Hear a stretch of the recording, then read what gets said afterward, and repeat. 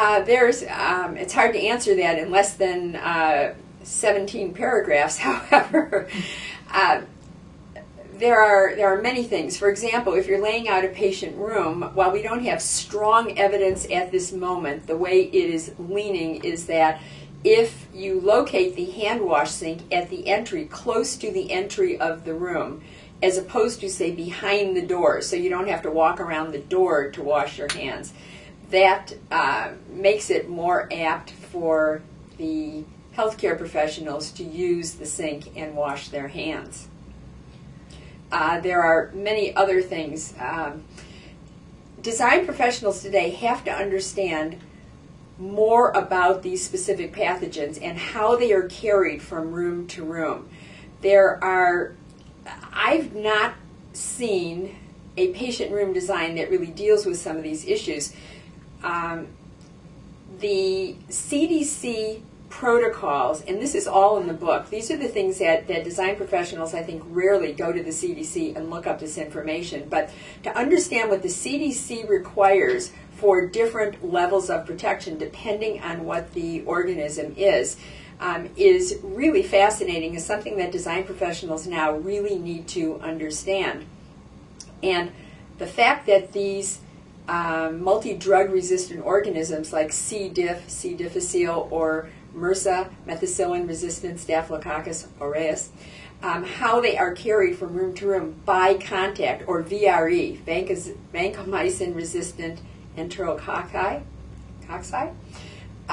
They are carried by touch from room to room, and so you need to think about the different surfaces. For example, the chair, the high back patient chair that the patient sits in, Department of Health Services in many jurisdictions does not want a woven fabric. So even if it's a Krypton fabric, they don't want that because it is too hard to clean bodily fluids off of it. And on that high back patient chair, they want something like vinyl. Remember the old Naugahyde that we used to use?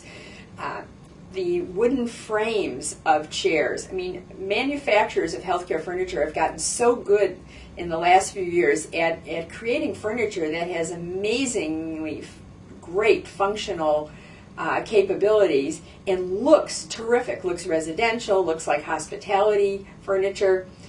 But now when you go to the CDC and look at the germicidal agents that hospitals are required to use, these will strip the paint off a car. So just imagine after every patient, or even when the same patient's in the room every day, cleaning the wood arm of a chair or those upholstered fabrics with these highly caustic agents, they're not going to last very long. So what is the solution? I mean, is it a metal frame chair for that high back patient chair? C. difficile, for example, often causes diarrhea, which can be quite severe. So you have a lot of bodily fluids, let's say, in a surgical area. And how are you going to clean that adequately? And do you want to be the next person who comes in and sits on that chair, that next patient, when the housekeeping staff maybe have been giving 10 or 12 minutes to clean that room in between patients?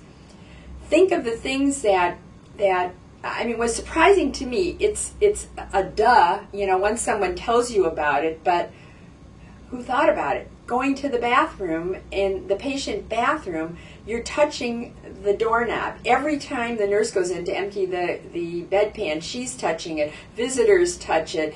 That doorknob is so contaminated. The light switches, the faucets at the sink are so contaminated.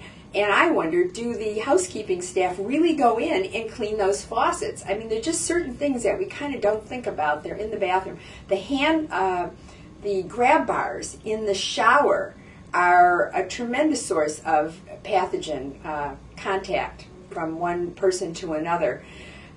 When you really read the nitty-gritty of it in that chapter in the book, I think you're going to be just shocked at the things that you never thought of, that you thought you knew, but you really didn't.